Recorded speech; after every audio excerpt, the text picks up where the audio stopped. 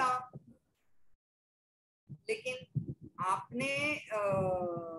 आपने ही चूज किया कि चांदी का ग्लास कप आप यूज करेंगे, तो उसका मतलब आपने चांदी का कप में चाय पियेंगे या तो मिट्टी के कुल्हड़ में चाय पियेंगे, चाय का टेस्ट बदली होने वाला है क्या? नहीं, चाय का टेस्ट तो बिल्कुल नहीं बदली होने वाला है। तो बोले आपको किस चीज से ज्यादा इम्पोर्टेंस है, बाहर से कप कैसा दिखता है कि आपको चाय कैसी है उसमें इंटरेस्ट है? तो चाय कैसी है? फिर दादी ने बताया कि हम सब जो है ना, यूजुअली हमारे बाह्य रूप के बाह्यता से जो चीजें देखने की और जजमेंट करने की, और उससे हमें लगता है कि उससे हमें खुशी मिलेगी, उससे हमें शक्ति मिलेगी, उस पर हम निर्भर रहते हैं। लेकिन एक्चुअली सबसे इम्पोर्टेंट क्या है कि वो कप के अंदर क्या है, हमारे जीवन और हमारे हृदय में क्या चल रहा है, हमारे मन में क्या चल रहा है, वो चीज जो है वो एक्चुअली हमें एक्चुअली शक्ति प्रदान कर सकती है।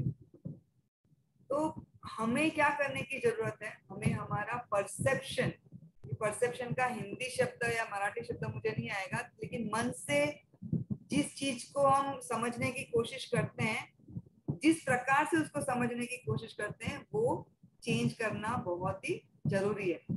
हाँ, एक किटी पार्टी थी और किटी पार्टी में एक स्पेशल गेम खेला जा रहा था। क्या गेम था कि सब पत्नियों को अपने पति को एक मैसेज लिखना था। क्या मैसेज लिखना था? I love you. अपने मोबाइल से अपने पति को मैसेज भेजना था, और जो भी रिप्लाई हस्बैंड के साइड से वापस आएगा वो लोग पढ़ने वाले थे, उसमें से जो बेस्ट रिप्लाई होगा उससे वो लोग गिफ्ट देने वाले थे, फर्स्ट प्राइज देने वाले थे। तो सब लोग ने लिखा आई लव यू। तो फर्स्ट वाली का रिस्पॉन्ड आया, क्या आपकी गाड़ी बिगड़ गई है और आप चाहते हैं कि मैं आज भी बच्चों को पिकअप करूं? फिर दूसरी वाले का रिप्लाई आया, क्या आप गहने की दुकान में और आपको गहना बहुत अच्छा लग गया है, खरीदना है तो खरीद लो। फिर तीसरी के उसमें रिप्लाई आया कि क्या आप वापस आपने मेरी गाड़ी से एक्सीडेंट कर दिया है, आप लिखो आप कहाँ पर है, मैं वहां पे आपको पिकअप करने को आता हूँ। फिर चौथे वाले के रिप्लाई से आया कि आज भी मैं खाना बाहर से लेकर आऊं। फिर पांचवी वाले का रिप्लाई आया कि मेरे वाइफ के फोन से कौन लिख रहा है, और उससे एक्चुअली फर्स्ट प्राइज मिला। तो पत्नियां सिर्फ अपने पतियों को सिर्फ एक मैसेज लिख रही थी, आई लव यू, मैं आपसे प्रेम करती हूँ, लेकिन उसका इंटरप्रिटेशन हर एक व्यक्ति ने अलग अलग अलग अलग किया। तो बहुत बार हमारे मन में भी जो सबलीकरण या तो एम्पावरमेंट का जो परसेप्शन है वो अलग होता है। तो समझने की हम कोशिश करें कि एक्चुअली एम्पावरमेंट क्या है और कौन सी जो चीज है वो हमें एम्पावर कर सकती है। जैसे कि हम समझते हैं कि हमारे सबके जीवन में लाइफ, हमारा जीवन जो है वो फिक्स होता है, शुरू होता है हमारे जन्म से और खत्म होगा जहां पर हमारी मृत्यु होगी। और अगर हमें इसे स्ट्रेट लाइन समझेंगे कि एक स्ट्रेट लाइन है, तो वो स्ट्रेट लाइन में हर एक का जीवन स्ट्रेट लाइन है, जो शुरू होता है जन्म से और वो खत्म होने वाला है जहाँ है मृत्यु। ये दो बिंदु फिक्स है। उसके बीच में आप क्या करेंगे जीवन में, कैसे जिएंगे, वो किस पे निर्भर है? वो बी बिंदु और डी बिंदु के बीच में एक है सी बिंदु, सी पॉइंट, और वो सी पॉइंट है हमारी क्या चॉइस रहेगी।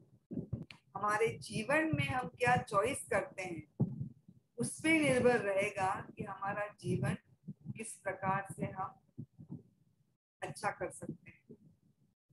और क्योंकि मैं आप सबके साथ में ये 4 एग्जाम्पल शेयर करना चाहूंगी।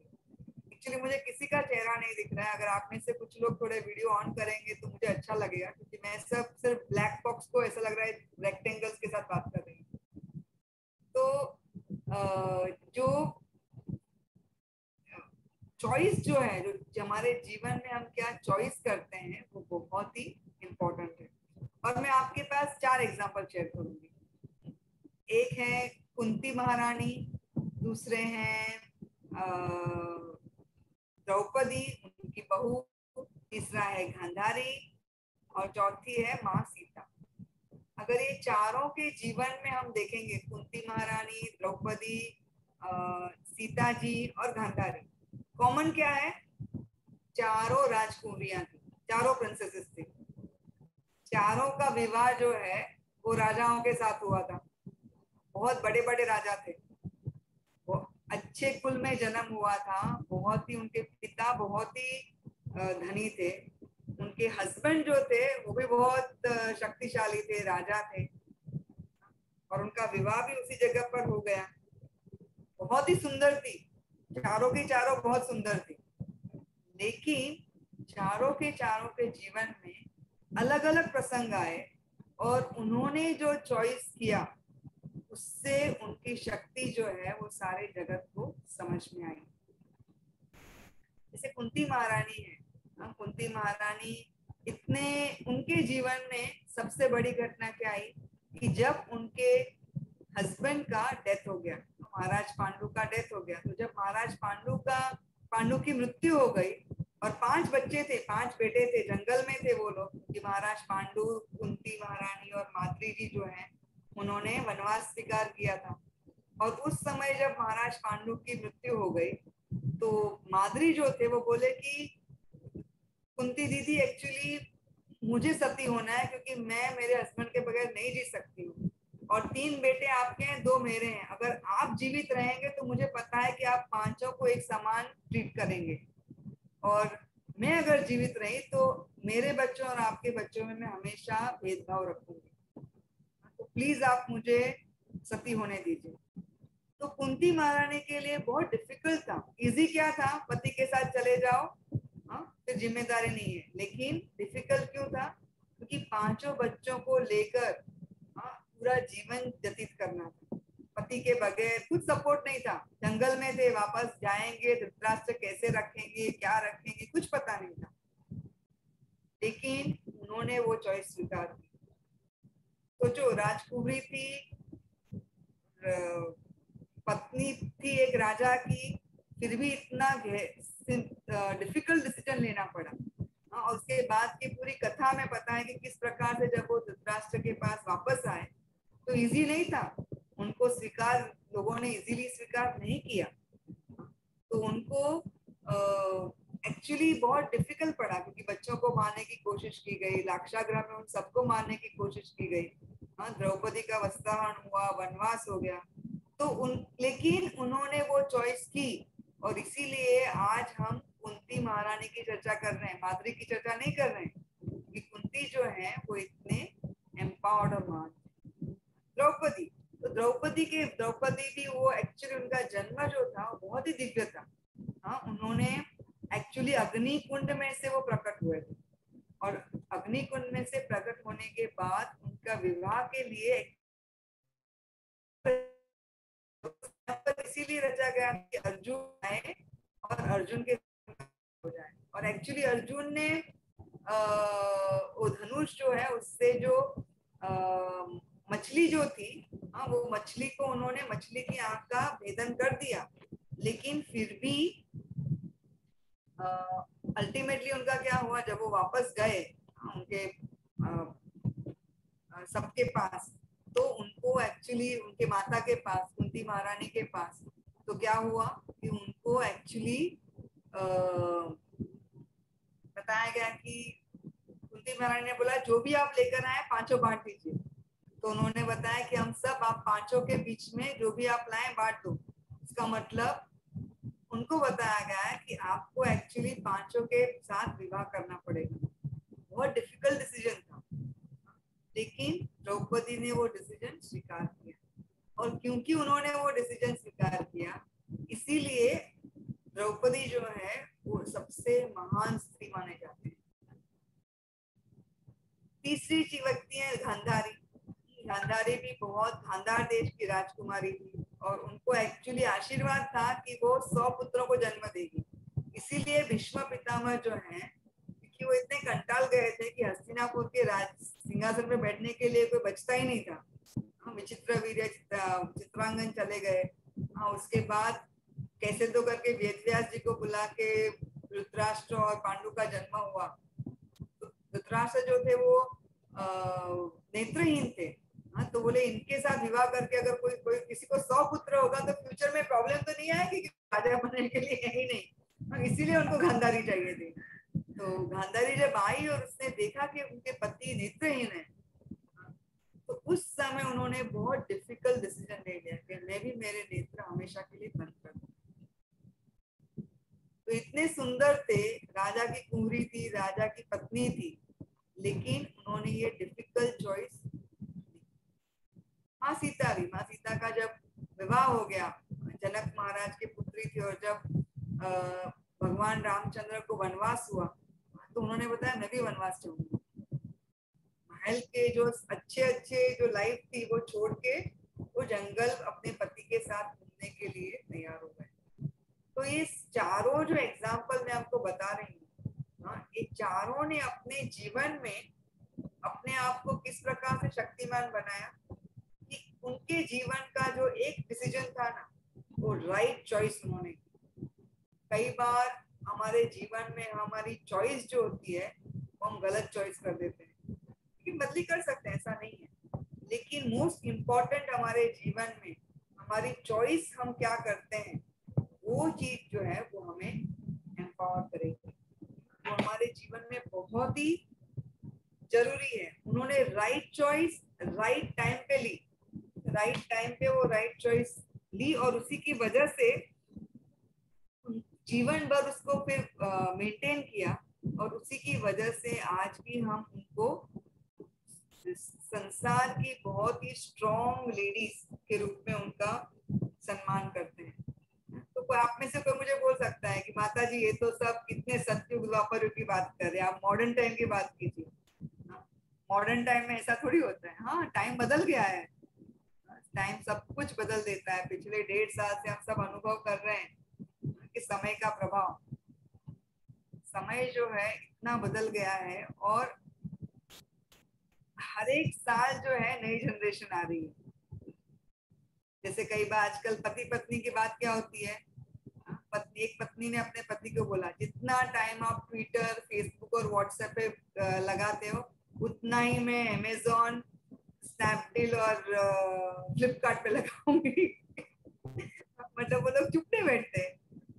पहले मंदिर में जाते थे तो बोलते थे कि नो फोटोग्राफी अलाउड। मोबाइल को आप फिर उसके बाद मोबाइल को स्विच ऑफ रखिए, फिर मोबाइल को साइलेंट मोड पे रखिए। और अभी मंदिर में क्या लिखते हैं, सेल्फी विथ गॉड ₹111। भगवान के साथ सेल्फी लीजिए ₹111। मतलब समय जो है वो बदलता जा रहा है।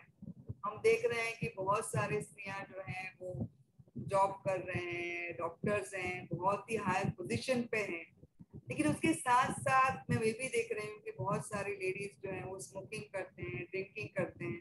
आजकल जो भी टेलीविजन पे जो दिखा रहे हैं, तो मूवीज दिखा रहे हैं, एक भी मूवी या एक भी टीवी सीरियल में ऐसा नहीं दिखा रहे हैं जहाँ लड़कियां, लेडीज ड्रिंकिंग नहीं कर रही या तो स्मोकिंग नहीं कर रही। हर एक में ड्रिंक्स और स्मोकिंग बहुत कॉमन हो रहा है। तो मैं कभी कभी सोचती हूँ क्या यही एम्पावर्ड, उनको ये करने से क्या एम्पावर्ड लगता है क्या, कि अगर हम जो पुरुष कर रहे हैं हम भी अभी कर रहे हैं, हम भी स्मोकिंग कर रहे हैं, हम भी ड्रिंक्स ले रहे हैं, हम भी छोटे छोटे कपड़े पहन रहे हैं, नाइट पार्टियां कर रहे हैं, यही सब दिखाते हैं। तो ये करने से हम मेल्स के जेंट्स के इक्वल हो गए। अरे बाबा, ये करने से आप जेंट्स के इक्वल नहीं होने वाले, क्योंकि जेंट्स तो आपके इक्वल है ही नहीं, कभी हो ही नहीं सकते। क्यों नहीं हो सकते? क्योंकि जो आप कर सकते वो कभी कर ही नहीं सकते। आज तक किसी जेंट्स को वो प्राप्त है जो आपको प्राप्त है। क्या है वो एक चीज, आप आपके पेट में बच्चा रख सकते हैं, बच्चे को बड़ा कर सकते हैं। कभी कोई पुरुष कर सकता है? कुछ भी करके नहीं। मैं हम रेगुलरली गर्भ संस्कार क्लासेस लेती हूँ, तो मेरा लास्ट बैच जो था गर्भ संस्कार का, उसमें मैंने पूछा किसी कुछ प्रश्न है, तो एक हस्बैंड ने मैं उनको बहुत अलग अलग मंत्र सिखाती हूँ, तो एक हस्बैंड ने अनम्यूट करके मुझे पूछा, मैडम ऐसा कोई मंत्र है कि जिससे मैं अगले जीवन में मृत्यु के बाद एक स्त्री बन सकूं, और मैं आपके लेक्चर से इतना प्रभावित हो गया कि मैं गर्भवती बन सकूं, मुझे भी अनुभव करना है। तो वो पॉसिबल ही नहीं है। पुरुष कभी वो कर ही नहीं सकते जो हम कर सकते हैं, तो हम क्यों उनके साथ उनकी बराबरी करने के लिए गलत चीजों की सहायता लेते हैं? ऐसा नहीं मना कर रहे हूँ कि आप कोई हाई पोजीशन पे जॉब नहीं कर सकते या तो कुछ बड़ी सेवाएं नहीं, सब कुछ कर सकते हैं। प्रभुपाद का मूवमेंट ऐसा है ना कि प्रभुपाद ने यहाँ पे हर एक को इक्वल अपॉर्चुनिटी दी है। राधा गोपीनाथ मंदिर जहाँ से मैं जुड़ी हुई हूँ, हमारे गुरु महाराज ने एक भी सेवा ऐसी नहीं है कि जो स्त्रियां नहीं कर सकती। हम सबको उतनी शक्ति और उतनी अपॉर्चुनिटी दी है कि हम सारी सेवाएं कर सकते हैं। जब प्रभुपाद को एक बार पूछा गया कि क्या प्रभुपाद जी, आपके मूवमेंट में हमने सुना है कि स्त्रियों को ज्यादा हाई पोजीशन नहीं देते, स्त्रियों को पुरुषों से कम माना जाता है। तो प्रभुपाद बोले कि ऐसे कैसे हम कर सकते हैं? अगर कृष्ण भगवान जो है वो भी इस संसार में स्त्रियों को इतना सम्मान देते हैं। भगवान ने जो अपने अलग अलग पोर्टफोलियो हैं, जैसे होता है ना, एक हेल्थ मिनिस्ट्री होता है, एक अलग अलग जो डिफेंस होता है, एजुकेशन मिनिस्टर होते हैं, तो इस प्रकार से भगवान ने भी किसको अपना डिफेंस मिनिस्टर बनाया है? पता है आपको? दुर्गा देवी। दुर्गा जी है जो रक्षा करती है। भगवान ने किसको एजुकेशन मिनिस्टर बनाया है? सरस्वती देवी। भगवान ने किसको फाइनेंस मिनिस्टर बनाया? लक्ष्मी जी। तो लक्ष्मी, सरस्वती, दुर्गा, ये तीनों इतने इम्पोर्टेंट पोर्टफोलियो भगवान के रिप्रेजेंट करते हैं। तो प्रभुपाद बोले कि मैं कैसे स्त्रियों को कम मान सकता हूँ? वैदिक कल्चर में स्त्रियों को हमेशा देवी नाम के बताया जाता है, देवियों और सज्जनों। देवी माने गॉडेस। गॉडेस मतलब one who is always empowered. स्त्री जिसे हमेशा, जिसके पास शक्ति है। कई बार जब मैं रेडियोलॉजी करती थी तो हम लोग, हमारे पास सोनोग्राफी के लिए प्रेग्नेंट मदर्स आते थे और कई बार एबॉर्शन का केसेस आते थे। तो हम देखते थे कि ये बता नहीं सकते थे हम पेशेंट्स को, लेकिन जब भी एबॉर्शन होता था यूजुअली तो लड़का होता था। लड़कियां कभी भी अपने माँ का घर पकड़ के रखती है, टाइट पकड़ के रखती है, उनका एबॉर्शन होना इतना इजी नहीं है। स्त्री जो है वो बहुत ही शक्तिशाली शक्ति, नेचुरल शक्ति उसमें, उसे किसी के एम्पावरमेंट की जरूरत नहीं है। हमें सिर्फ हमारे अंदर से वो शक्ति को जागरूक करना है। कई बार हमारा क्या होता है, हमारे सबके अंदर एक सेल्फ टॉक चालू होता है। सेल्फ टॉक माने एक मशीन, हम अपने आप से बातें करते रहते हैं, है ना? अगर अभी भी जब आप सुन रहे तो भी आप अंदर से एक सेल्फ टॉक चालू होता है, अरे नहीं तू नहीं कर सकती, माता जी तो बोल रहे हैं, हाँ? मैं ये करूं। कांस्टेंट वो बैकग्राउंड में वो सेल्फ टॉक चालू ही रहता है। और मोस्ट ऑफ द टाइम वो सेल्फ टॉक जो होता है, जिस प्रकार से हम सोचते हैं ना, वो ही हमारा आउटकम, जो हम कैसे रहेंगे, क्या सोचेंगे, क्या करेंगे, उसको निर्भर करता है कि कैसे, किस प्रकार से हमारा रिजल्ट आएगा। तो वो सेल्फ टॉक है, उसे चेंज करने की बहुत ही जरूरत है। तो मोस्ट ऑफ द टाइम हमारा सेल्फ टॉक जो होता है वो नेगेटिव रहता है, डिसएम्पावरिंग रहता है। नहीं नहीं, मैं तो ये नहीं कर सकूंगी, मैं दिखने में इतनी नहीं अच्छी हूँ, वो मेरी जेठानी ना, वो ज्यादा दिखने में अच्छी है, इसके लिए मेरे साथ उसको ज्यादा पसंद करते हैं। नहीं, वो मेरी ननद है ना, वो ज्यादा कमाती है, इसके लिए मेरे तो उनका ज्यादा महत्व है। ऐसे छोटी छोटी चीजें, मैं सिर्फ एग्जाम्पल दे रही हूँ, बहुत सारे एग्जाम्पल हो सकते हैं, लेकिन मुझे सिर्फ बेटी है ना, मुझे बेटा नहीं है ना, तो लोग मेरा स्वीकार नहीं करेंगे। तो ऐसे बहुत सारे एक सेल्फ टॉक हमारे मन में चालू रहता है। और ये सेल्फ टॉक जो है वो हमारी शक्ति को डिटरमिन करता है। आपने घास देखी है? एक बार एक घास जो है, घास के पूरा जो तिनका था वो दुखी हो रहा था और वो कंप्लेन कर रहा था कि मुझे तो कोई भी मेरे पर चल जाता है, कोई मुझे अपने पैर के नीचे कुचल लेता है। फिर वहां पे एक गाय आई, गाय ने वो घास को चबा लिया, तो घास पूरा खत्म हो गया। लेकिन क्या बन गया? वो दूध के रूप में गाय के अडर से बाहर आ गया।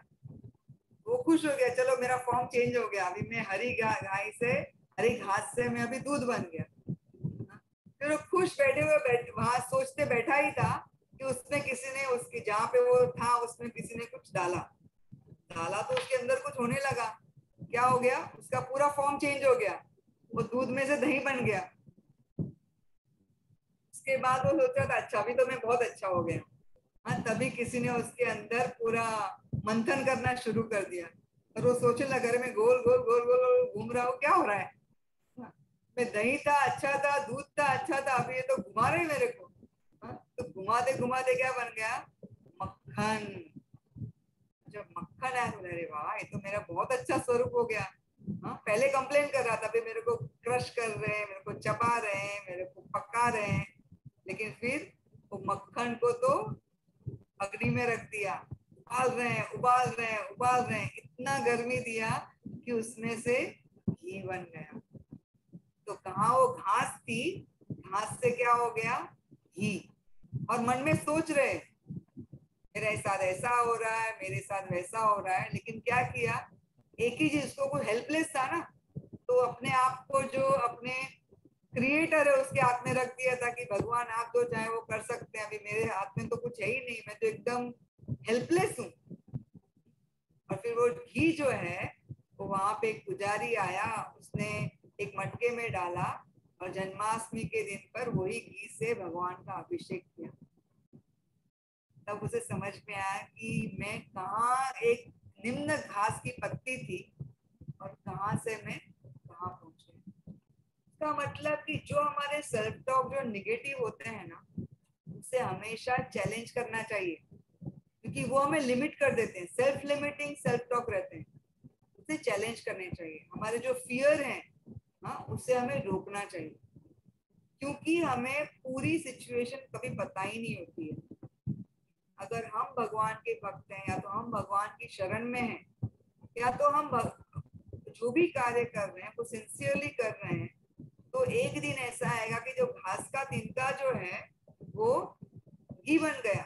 आप सोचिए जैसे कुंती महारानी को जब माद्री ने बताया कि आपको जीवित रहना पड़ेगा, उनके मन में क्या विचार आया होगा, अरे कैसी औरत है, मुझे बोल रही है 5 लोगों के साथ जीवित रहने को और वो मर जा रही है, उसको तो आनंद का समाप्त हो गया, तो मुझे इतना लंबा जीवन जीना पड़ेगा। आया होगा कि नहीं, प्रश्न है उनके मन में, जरूर से आया होगा। लेकिन उन्होंने चॉइस क्या किया, ठीक है मैं करूं।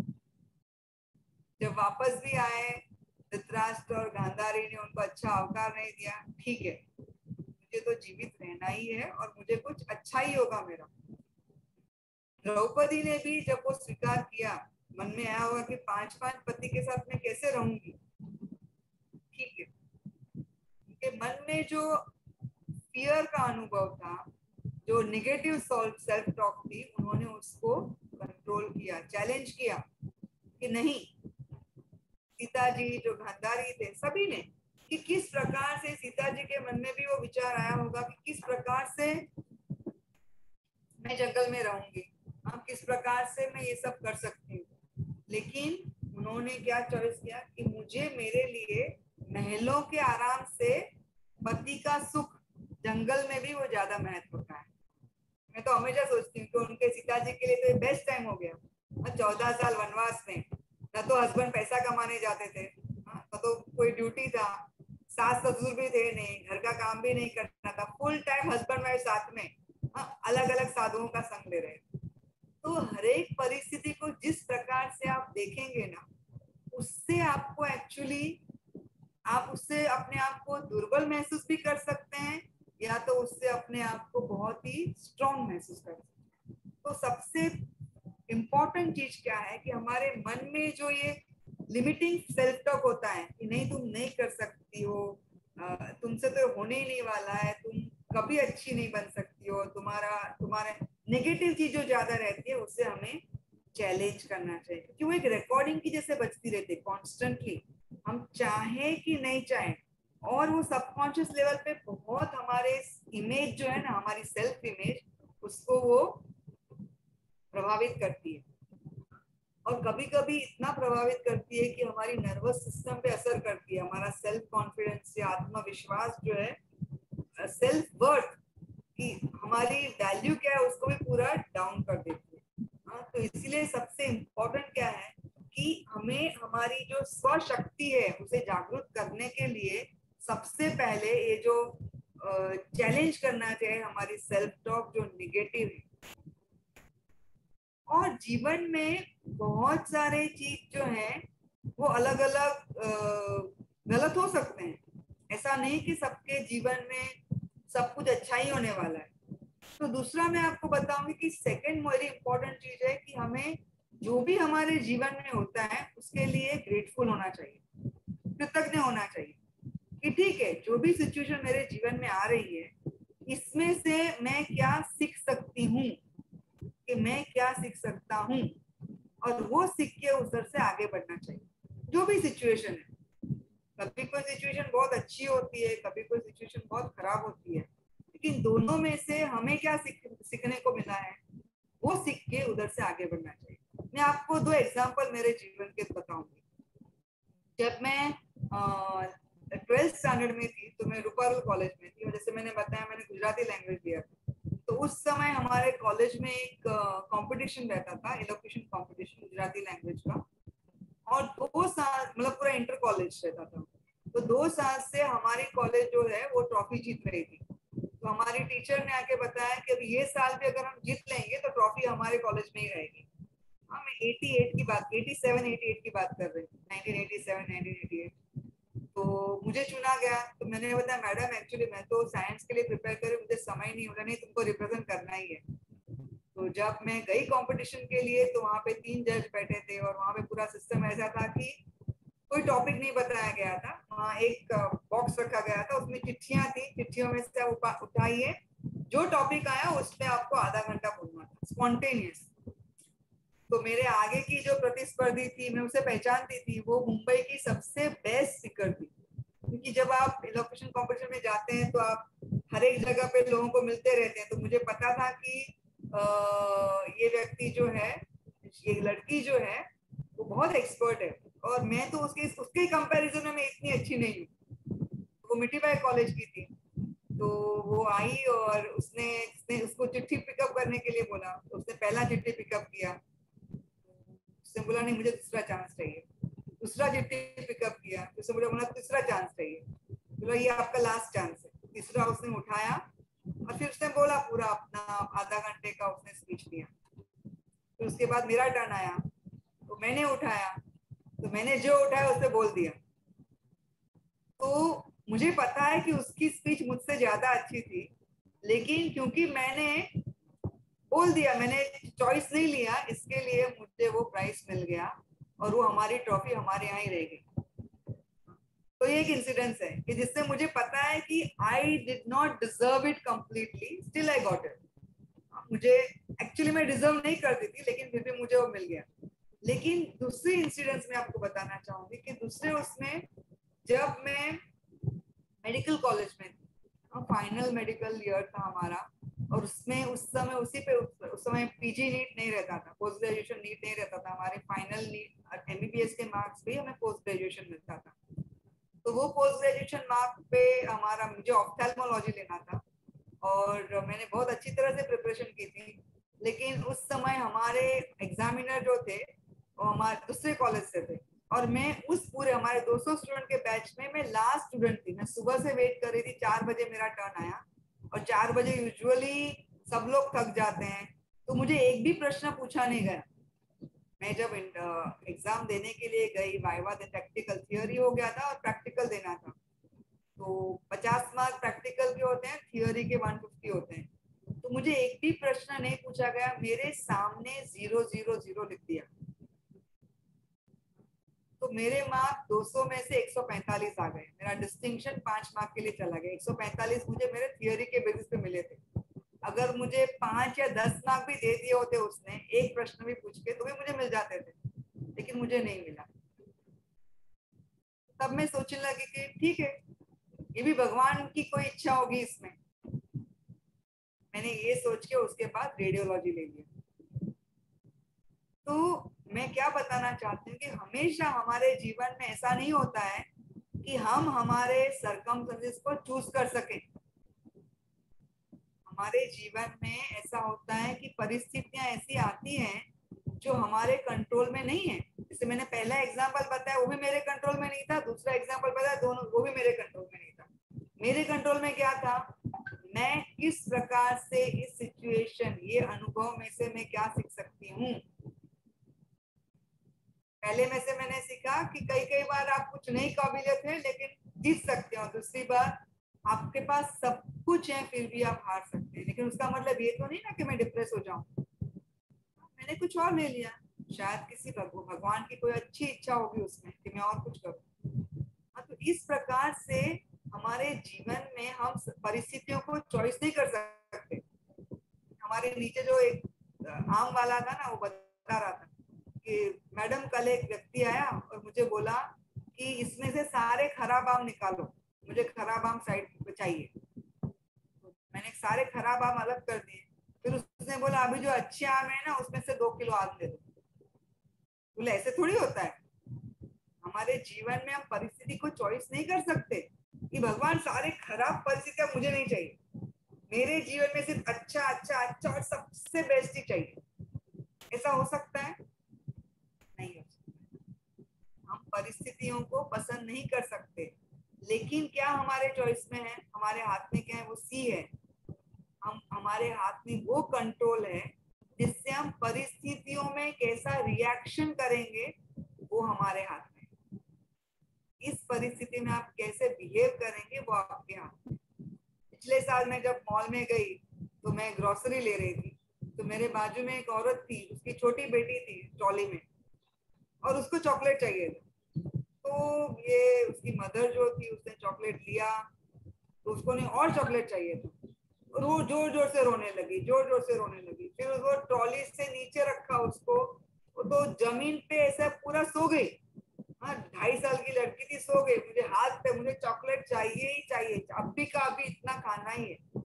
तो उसकी माँ बोलने लगी टीना रिलैक्स, टीना रिलैक्स, टीना रिलैक्स। तो एक बुजुर्ग आए, उन्होंने उस स्त्री को बोला अरे तुम किसको रिलैक्स होने को बोल रही हो? हाँ? वो टीना रिलैक्स, वो लड़की को समझ रहा है क्या कि उसको रिलैक्स होना चाहिए? बोले Tina relax, Tina try to control the situation, Tina शांत हो जाओ, टीना शांत हो जाओ, टीना शांत रहो। तो फिर वो लड़की ने बताया, जो माँ थी उसने वो बुजुर्ग को बताया, आपको पता है टीना कौन है? टीना मेरा नाम है। मैं अपने आप को शांत रहने का बोल रही हूँ। ये लड़की तो टेंट्रम कर रही है, वो हमारे हाथ में नहीं होता है परिस्थिति को बदलने का। लेकिन क्या हमारे हाथ में है? हम अपने आप को कंट्रोल कर सकते हैं, हमारा बिहेवियर कैसा है उसे हम कंट्रोल कर सकते हैं। एक सरदार जी थे और वो इंडिया पाकिस्तान का बॉर्डर रोज क्रॉस करते थे, तो अपने बाइक पे एक बहुत बड़ा बैग लेकर जाते थे। तो जब कस्टम के थ्रू जाते थे तो कस्टम वाला वो बैग को खाली करता था, तो उसमें पूरी रेत भरी होती थी। तो उसको पता था ये कुछ तो स्मगलिंग करके लेके जा रहा है, उसको ढूंढते थे ढूंढते थे ढूंढते थे, लेकिन कुछ नहीं मिलता था। ऐसा रोज 1 महीना वो रोज एक एक गुनी लेके गया। कस्टम ऑफिसर को कुछ नहीं मिलता था, वो रोज ढूंढता रहता था क्या है इसमें, क्या है इसमें। तो 6 महीने बाद एक बार वो उसे मार्केट में मिल गया सरदार जी को। तो कस्टम ऑफिसर ने बताया कि तुम मुझे बताओ यार, तुम क्या लेके जा रहे थे? मैं रोज तुमको चेक करता था, सिर्फ रेत ही निकलती थी। तो अभी तो मैं तुम्हें कुछ कर नहीं सकता ना, लेकिन मेरे मन में वो क्वेश्चन है कि तुम क्या लेके जाते थे? बोले रोज मैं अलग अलग बाइक स्मगल करके लेके जाता था। कस्टम ऑफिसर का ध्यान किसके पे था? वो रेत की गुनी पे। लेकिन सरदार जी क्या कर रहे थे?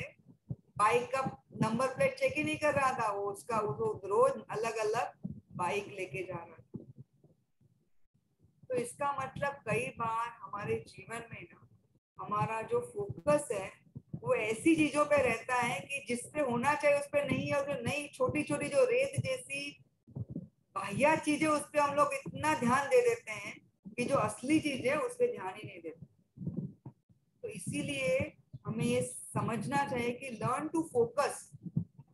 हमारे जीवन में हमारी क्या शक्ति है? हम सबको भगवान ने कुछ ना कुछ इंटरनल शक्ति दी है।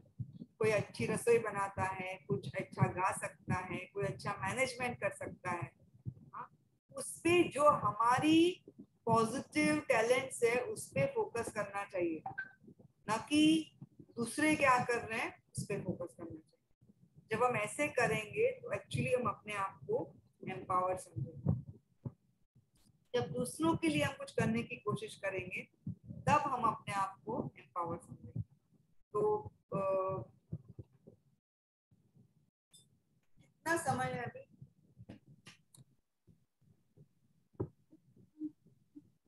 ऐसा कुछ नहीं, मतलब कि 5-10 minutes no problem, 10 Just minutes one और second. 10-15 whatever, no problem. One second.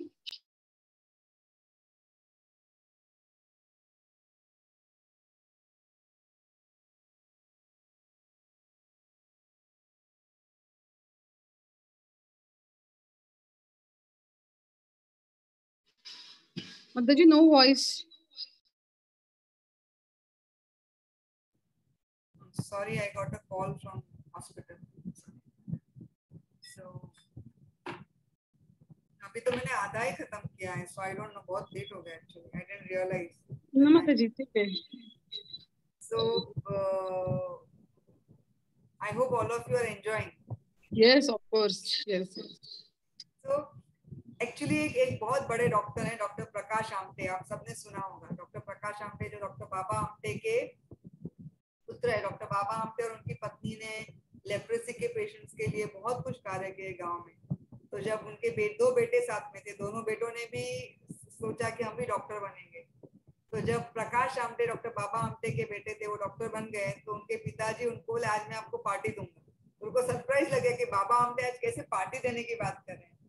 तो एक ऐसे गांव में लेके गए कि जहाँ पे कुछ नहीं था, जहाँ पे वो लोग बंदर को मार के उसका मांस खा रहे थे। और वो गांव में जाके प्रकाश आमटे, बाबा आमटे ने बताया कि मेरा गिफ्ट है कि आप अभी यही गांव में सेटल हो जाओ और यही गांव में आपकी सेवा दे दो। इस प्रकार से मैंने लेप्रेसी के पेशेंट्स के लिए सेवा की है, आप भी इसी प्रकार से सेवा करो। तो प्रकाश आमटे, उन्होंने स्वीकार कर दिया अपने पिताजी ने जो बताया, और उन्होंने इतनी अच्छी तरह से वहाँ काम करना शुरू किया। फिर एक बार प्रकाश आमटे के जो भाई थे, उन्होंने बाबा आमटे को बताया कि आजकल प्रकाश एक लड़की के साथ बहुत बात कर रहा है। तो बाबा आमटे ने वो नंबर लिया, वो लड़की को फोन किया, वो एनेस्थेटिस्ट थी, पुणे में थी। तो उनको बता अगर आपको मेरे बेटे के साथ शादी करनी है तो आपको यहीं पे आके सेटल होना पड़ेगा, अगर आप तैयार हैं तो आ जाओ। फिर दोनों हस्बैंड वाइफ आ गए और उन्होंने उस गांव में, छोटे आदिवासी गांव थे, इतने आदिवासी गांव थे जहाँ पे मेडिकल ट्रीटमेंट के नाम पे केवल जंतर मंतर और जादू चलता था, लेकिन उन्होंने वहां आके सेटल होके अपनी सेवा होनी शुरू कर दी। 1 साल तक कोई पेशेंट नहीं आया। हाँ, फिर भी वो लोग अपना चालू रख रहे थे। हाँ, दोनों इतने अच्छे डॉक्टर थे लेकिन वहाँ गांव में रह रहे थे। और उस समय फिर एक बार एक पेशेंट आया, वो भी 15 गांव चल के आया था। और कैसा था, वो पेशेंट को उठा के लेके आए थे और वो पेशेंट का इंजरी हो गया था, उसके स्कल पे पूरा खुल गया था स्कल।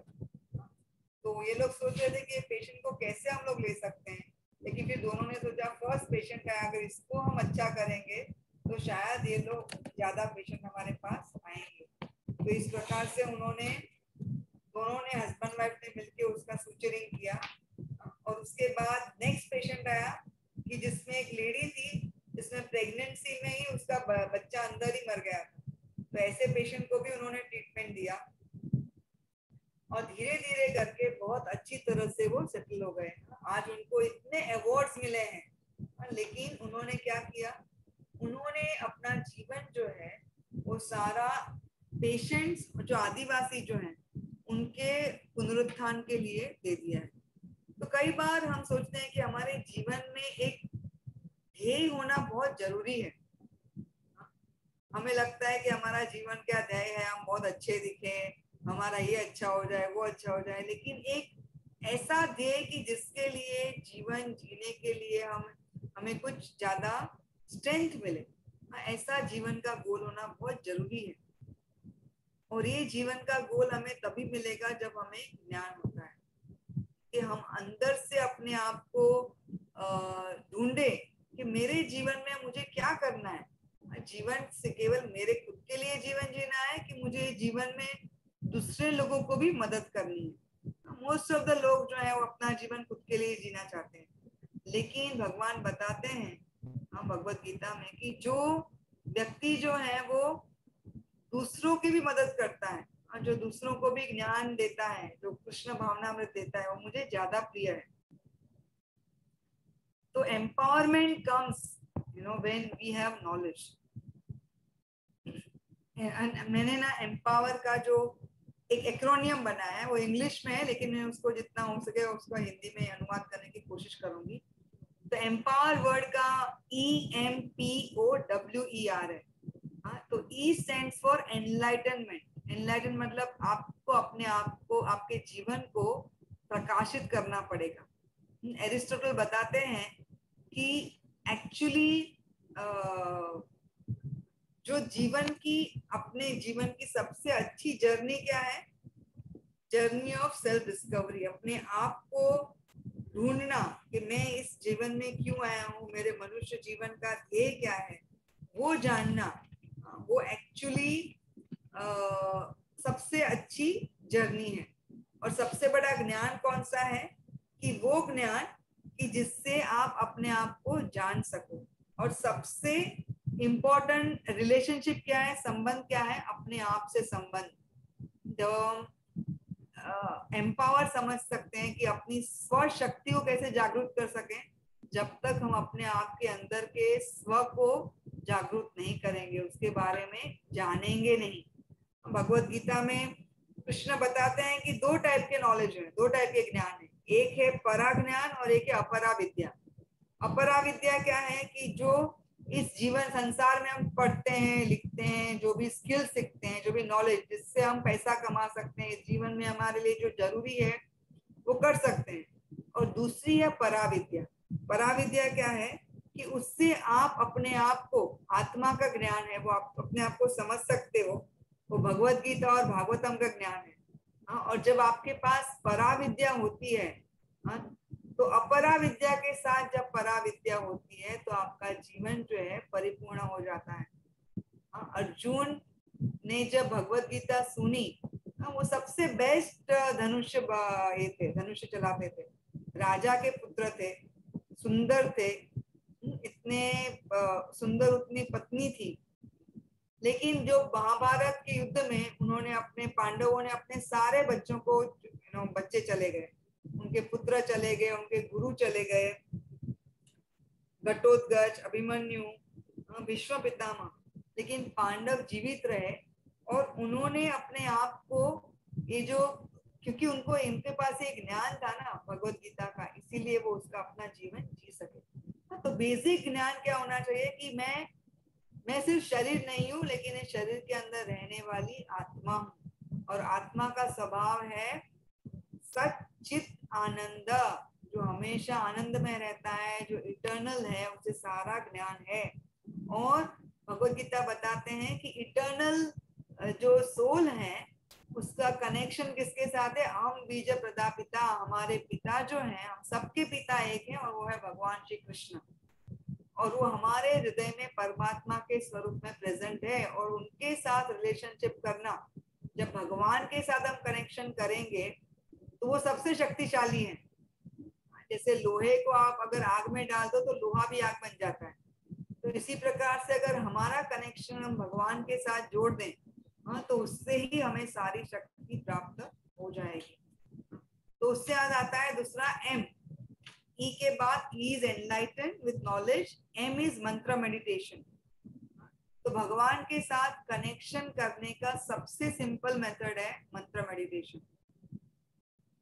जब जैसे हम किसी को फोन करना है, किसी को कनेक्ट करना है, तो हम उसका फोन नंबर डायल करते हैं ना। इसी प्रकार से जब भगवान के साथ कनेक्शन करना है तो भगवान का नाम जो है उनका फोन नंबर है। जैसे ही आप हरे कृष्णा कृष्णा कृष्णा हरे हरे, हरे राम राम राम हरे हरे बोलेंगे, आपका कनेक्शन जो है वो भगवान के साथ हो जाता है। तो मंत्र मेडिटेशन जो है वो बहुत ही पावरफुल है। मैंने बहुत सारे रिसर्च किया, अभी समय नहीं है, लेकिन बहुत सारे मेरे रिसर्च में बताया, मैंने देखा है कि एंजाइटी, डिप्रेशन, जो भी प्रॉब्लम है और जो भी फियर है या तो एक हैप्पीनेस है, वो सारा हरे कृष्णा महामंत्र जप करने से तुरंत ही हमें मिलता है। कि उससे उससे हम सीधा भगवान के साथ कनेक्ट हो जाते हैं। प्रभुपाद लिखते हैं हरा, हरा इज अ शक्ति, भगवान की शक्ति है। तो जब हम हरे कृष्णा बताते हैं तो भगवान की शक्ति के साथ जुड़ जाते हैं। फिर पी है जो भगवान की शक्ति जो है वो सुप्रीमली पॉजिटिव है। एम ई माने एनलाइटन विद नॉलेज, एम मंत्र मेडिटेशन और पी है पॉजिटिव फेथ। ये पॉजिटिव श्रद्धा होना बहुत जरूरी है भगवान में और भगवान की शक्ति में। एक बार एक छोटी सी लड़की थी, उसके घर में छोटा भाई था, माँ बाप थे, और उसने सुना कि माँ बाप चर्चा कर रहे हैं छोटा भाई बीमार है, तो माँ बाप बोल रहे हैं कि इसका तो कुछ ऑपरेशन करना पड़ेगा, लेकिन एक मिरेकल ही, चमत्कार ही उसे बचा सकता है, क्योंकि बहुत गरीब लोग थे, उनके पास पैसे नहीं थे ऑपरेशन कराने के। बोले एक चमत्कार ही इसको बचा सकता है। तो छोटी लड़की को समझ में नहीं आया चमत्कार क्या है। वो अपने रूम में गई, अपना छोटा पिगी बैंक निकाला, उसमें 11 रुपए थे, वो लेके गई वहां के दवाई की दुकान में और उसको बोला ये पैसे लीजिए और मुझे चमत्कार दीजिए, मेरे भाई की तबीयत नहीं अच्छी है। चमत्कार क्या होता है? बोले नहीं मुझे चमत्कार दीजिए। तो उस समय वहां पे एक और सज्जन भी खड़े थे, तो उन्होंने बोला बेटा क्या चाहिए आपको? बोला मुझे चमत्कार चाहिए। बोला किसके लिए चाहिए? तो बोला नहीं मेरा छोटा भाई है, उसको कुछ बीमारी हो गई है, मेरे माता पिता बोल रहे हैं उसके दिमाग में कुछ ट्यूमर हो गया है, कुछ उग रहा है, तो ये चमत्कार ही बचा सकता है। तो जो व्यक्ति थे बोला मैं तुम्हारे माँ बाप को मिलना चाहता हूँ। फिर उनके साथ घर गए और उन्होंने बच्चे का केस दिखा। फिर बोला मैं एक्चुअली शहर का सबसे बड़ा न्यूरोसर्जन हूँ और मैं आपके बच्चे का ऑपरेशन फ्री में कर दूंगा। तो एक्चुअली वो बच्ची ने चमत्कार खरीद कर लेकर आई वो, क्योंकि उसको पूरी श्रद्धा थी कि चमत्कार ही मेरे भाई को जीवन दे सकता है। तो इसी प्रकार से हम देखते हैं कि प्रहलाद महाराज जब हिरण्यकशिपु ने उसे बताया कि ये खंबे में क्या तुम्हारे भगवान हैं, उन्हें पूरा विश्वास था कि हाँ इस खंबे में भी मेरे भगवान हैं। हाँ, तो प्रहलाद का विश्वास पूर्ण करने के लिए नरसिंह देव भगवान ने वो खंबे को अपना माता पिता बना दिया। तो भगवान कुछ भी कर सकते हैं। भक्त का पॉजिटिव फेथ होना बहुत ही जरूरी है। हमारे इस्कॉन के श्रील प्रभुपाद जब अमेरिका गए, तो जब वहां पे वो 1 साल तक कोशिश कर रहे थे प्रचार करने की, लेकिन कोई का ज्यादा सुन नहीं रहा था। फिर एक बार वो गार्डन में न्यूयॉर्क में बैठे थे, उनके बाजू में एक मिस्टर रूबेन करके आके बैठ गए। तो मिस्टर रूबेन जो है वो बात करने लगे, तो उन्होंने प्रभुपाद को पूछा कि आप क्या करते हैं, आप कैसे यहाँ पर हैं? बोले नहीं मैं तो बहुत बड़ी संस्था चलाता हूँ, उसके बहुत सारे सेंटर्स है पूरे दुनिया में, हजारों भक्त हैं, हजारों पुस्तकों के वितरण हो रहा था, जबकि कुछ भी नहीं था। लेकिन प्रभुपाद को पूरा विश्वास था कि ऐसा एक दिन होगा, और ऐसा ही हुआ। आज इस्कॉन के इतने सारे सेंटर्स है, इस्कॉन के इतने सारे भक्त लोग हैं और इतनी सारी किताबों का वितरण हो रहा है। तो ये पॉजिटिव फेथ होना बहुत जरूरी है, क्योंकि पॉजिटिव फेथ भगवान के शब्द क्या है कि अर्जुन तुम ये घोषणा कर दो कि मेरे भक्त जो हैं उनका कभी नाश नहीं होगा, ये मेरा वचन है कि मैं मेरे भक्तों की रक्षा हमेशा करूंगा। तो जब भगवान हमारी रक्षा करने के लिए तैयार है, तो क्यों हमें वो श्रद्धा नहीं होनी चाहिए? तो अगर हम भगवान पे वो श्रद्धा रखेंगे और उनके साथ वो कनेक्शन करेंगे, तो वही हमें एम्पावर करेंगे। नेक्स्ट एम्पावर का EMPO है, वो है obedience to the instructions of guru sadhu and शास्त्र। कि हमारे गुरु साधु और हमारे शास्त्र जो हैं उनका हमें बहुत अच्छी तरह से आज्ञा पालन करना चाहिए। जब महाभारत का युद्ध शुरू हो रहा था, तो युधिष्ठिर महाराज बीच की रेखा क्रॉस करके भीष्म पितामह और द्रोणाचार्य कृपाचार्य के पास गए और उनको प्रणाम किए। तो तीनों के मुख से निकल गया विजय भव। दुर्योधन ने वो नहीं किया, वो सब दुर्योधन के साथ में थे, लेकिन उन्होंने दुर्योधन ने उनके चरण स्पर्श नहीं किए, लेकिन युधिष्ठिर महाराज ने किया, और क्या निकल गया? विजयी भव। और इनफैक्ट भीष्म पितामह ने बताया भी, अगर तुम ये नहीं करते थे तो मैं शायद, मेरे में इतनी शक्ति है कि मैं तुमको हरा सकता हूँ, लेकिन अभी तुमने ये किया तो मैं तुम 5 पांडवों को कभी नहीं मारूंगा। तो जब हम गुरु साधु शास्त्र के आधार पर चलते हैं तो उससे क्या होता है, उससे हमारे जीवन में प्योरिटी आती है, शुद्धता आती है, पवित्रता आती है, एक एम्पावरमेंट आता है कि जिससे वो व्यक्ति जब जो अच्छी तरह से अपने गुरु का, शब्दों का, शास्त्रों का और साधुओं का वचन जो है उसका पालन करता है, तो उसमें वो शक्ति आ जाती है साधुओं की कि फिर वो जो बोलता है वो ही होता है। हाँ, उसके शब्द जो है वो बहुत ही पावरफुल हो जाते हैं। हाँ, तो obedience is very very important. हाँ, भागवतम में भी कथा आती है कि इंद्र ने जब अपने गुरु महाराज का अपमान किया तो सारे उसके ऑपुलेंस जो है वो छिन गए, और क्योंकि बलि महाराज ने अपने गुरु का अच्छी तरह से स्वागत किया, वो शक्तिशाली बन गए। तो गुरु, साधु और शास्त्र जो है उनके बहुत ही जरूरी है कि उनको पालन करें। फिर W है work towards your weaknesses by choosing right association. हम सब में कोई ना कोई कमियां हैं, हमारी दुर्बलता है, तो उस पे हमें काम करना चाहिए कि किस प्रकार से मैं कल जो था आज हूँ और भविष्य में क्या, कहाँ से कहाँ जाना है। और शायद मेरे में दुर्बलता है, मुझे बहुत गुस्सा आता है, ठीक है, आपकी वो दुर्बलता है, लेकिन आपको उसको रेट करना चाहिए कि अभी गुस्सा सपोज 10 सिचुएशन में से आपको 8 बार आता है, तो एटलीस्ट अभी नेक्स्ट 1 महीने में इस प्रकार से काम करूंगा कि 10 सिचुएशन मुझे 6 बार आए, फिर 4 बार आए, फिर 2 बार आए। और ये कब पॉसिबल होगा, जब हम राइट टाइप के लोगों के संग में होंगे। जैसे मैंने आपको एग्जांपल बताया ना कि हम लोग कैसे अहोबिलम चढ़ सके, क्योंकि हम सब दुर्बल थे, लेकिन हमारे साथ जो लोग थे, उनका संग जो था वो बहुत ही पावरफुल था। नेक्स्ट ई है इफेक्टिव हियरिंग, श्रवण करना। हम पिछले 1.5 घंटे से ये सुन रहे हैं, तो जब हम सुनते हैं ना तो हमारे अंदर का जो बुद्धि जो है वो सटल मैसेज को स्वीकार करती है। नित्य सिद्ध कृष्ण प्रेम सद्द कबुन होए, श्रवणादि शुद्ध चित्ते करिले उदोय, कि हमारे सबके हृदय में कृष्ण प्रेम है, भगवान के प्रति प्रेम है, भगवान के साथ हमारा कनेक्शन है। और उसे जागरूक कैसे किया जा सकता है, जब हम शुद्ध हृदय से रेगुलरली श्रवण करते हैं। कि एक इंद्रिय जो है वो नींद में भी जागरूक होती है। नींद में से आप कैसे उठते हैं, अलार्म से, फिर आपको पुकारता है तो आप उठ जाते हैं। ये इंद्रिय जो है वो हमेशा काम करती है। तो इसीलिए जो भी हमारे हृदय, भागवतम में एक श्लोक है कि जो भी हमारे हृदय को बहुत डिस्टर्ब करता है, अगर हम श्रीमद् भागवतम का श्रवण करें तो सारे जो दुख हैं वो दूर हो सकते हैं। तो अगर हम कुछ नहीं कर सके तो एटलीस्ट भगवत गीता तो रोज पढ़नी चाहिए, तो भागवतम के कुछ श्लोक पढ़ने चाहिए कि जिससे हमें बहुत ही शक्ति प्रदान हो सकती है। और लास्ट है R. R stands for relationship. किसके साथ संबंध, रिलेशनशिप भगवान के साथ। क्योंकि भगवान जो है वो हमारे लिए इतना केयर करते हैं, केयरिंग बियॉन्ड इमेजिनेशन।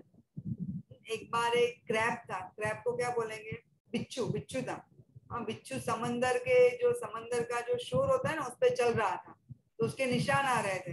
तो समंदर जहां जहां पे उसके निशान आ रहे थे, समंदर उधर पानी की लहरें बिछा देता था और उसको मिटा देता था।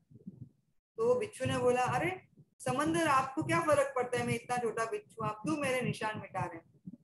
समंदर ने बताया, क्योंकि तुम्हारे पीछे एक फिशरमैन है, वो तुम्हारे पद चिन्हों को फॉलो कर रहा है और तुम्हें पकड़ के लेके जाने वाला है, इसके लिए मैं उसे मिटा रहा हूँ। तो तभी बिच्छू को समझ में आया कि अरे समंदर तो मेरा सबसे बड़ा दोस्त है। तो इसी प्रकार से हमारे जीवन में भी हमारे माता पिता जो होते हैं, उनका जो प्रेम है हमारे लिए वो एकदम निष्पाप होता है।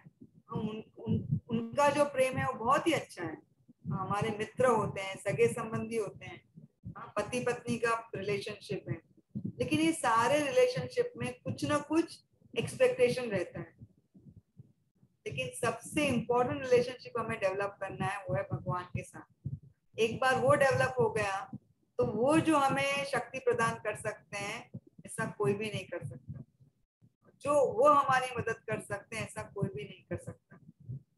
लॉ ऑफ एम्पावरमेंट क्या है कि जितना आप भगवान की शरण में जाएंगे जितना आप भगवान को ज्यादा से ज्यादा सेवा करेंगे, उनका नाम लेंगे, उतना ही भगवान आपको एम्पावर करेंगे। भगवान जो है वो ऐसे व्यक्ति हैं कि एक बार आपने उनके लिए कुछ कर दिया ना, वो कभी नहीं भूलते। मैं मेरे ये पूरा एंड करूंगी लेक्चर एक स्टोरी के साथ। एक बार रियल स्टोरी है, थोड़े साल पहले कलकत्ता का जो मंदिर है इस्कॉन मंदिर, वहाँ के जो टेम्पल प्रेसिडेंट है उन्होंने हमको बताया था कि उनको एक शाम को फोन आया किसी लेडी का कि हमारे माता जो है वो बहुत बीमार है और कभी भी शरीर का त्याग कर सकते हैं, तो उनको हमें राधा कृष्ण की एक फोटो चाहिए। तो वो राधा कृष्ण की फोटो, एक्चुअली वो टेम्पल प्रेसिडेंट थे, अपने मंदिर के गिफ्ट शॉप में गए तो वहां पे उनके मंदिर के जो राधा कृष्ण थे उसकी एक भी फोटो नहीं थी। वहां पे वृंदावन के राधा श्याम सुंदर की एक फोटो थी। तो उन्होंने वो फोटो ली और फिर वहाँ लेडी ने ड्राइवर भेजा और ड्राइवर के साथ उन्होंने भेज दिया। फिर 15 दिन बाद फोन आया कि वो सेम माता जी का फोन आया कि थैंक यू, आपने वो फोटो भेजी, हमने उसको सीलिंग पे लगा दिया था और हमारे माता बेड पे सोए थे, वो उनको देख के ही उन्होंने देह त्याग कर दिया। और फिर उन्होंने बताया, मैं आपको कुछ बताना चाहती हूँ कि मेरे माता जी जो थे वो actually she was a princess, वो राजकुमारी थे। और उनका जो स्टेट था वो वृंदावन से बहुत नजदीक था। और जब वृंदावन में प्रभुपाद जी कृष्ण बलराम मंदिर बना रहे थे तब मेरे माता वहां पर आए थे और प्रभुपाद को उन्होंने पूछा था कि प्रभुपाद जी मैं कुछ सेवा कर सकती हूँ क्या। तो प्रभुपाद जी ने उनको बताया था कि अगर आपको राधा श्याम सुंदर के विग्रह जो हैं हम स्थापित करने वाले हैं तो उनके मूर्ति को आप दान कर सकते हैं, उनके मूर्ति के लिए जो पैसा चाहिए अगर आप दे सकते हैं तो अच्छा है। बोले मेरे माता जी ने राधा श्याम सुंदर के विग्रह को खरीदने के लिए उस समय लक्ष्मी दी थी। और सोचो, मृत्यु के समय राधा श्याम सुंदर आ गए उनको लेके जाने के लिए। तो ये है रियल एम्पावरमेंट। जितना हम भगवान की सेवा करेंगे, जितना हम भगवान को सरेंडर करेंगे, शरण में जाएंगे, जितना उनके साथ ज्यादा से ज्यादा कनेक्शन करेंगे, उतने ही हम एम्पावर्ड हो जाएंगे। तो ये सच्ची चाबी है सबलीकरण की। जितना हो सके उतना भगवान के साथ ज्यादा से ज्यादा कनेक्शन कीजिए। Hare Krishna. Thank you very much.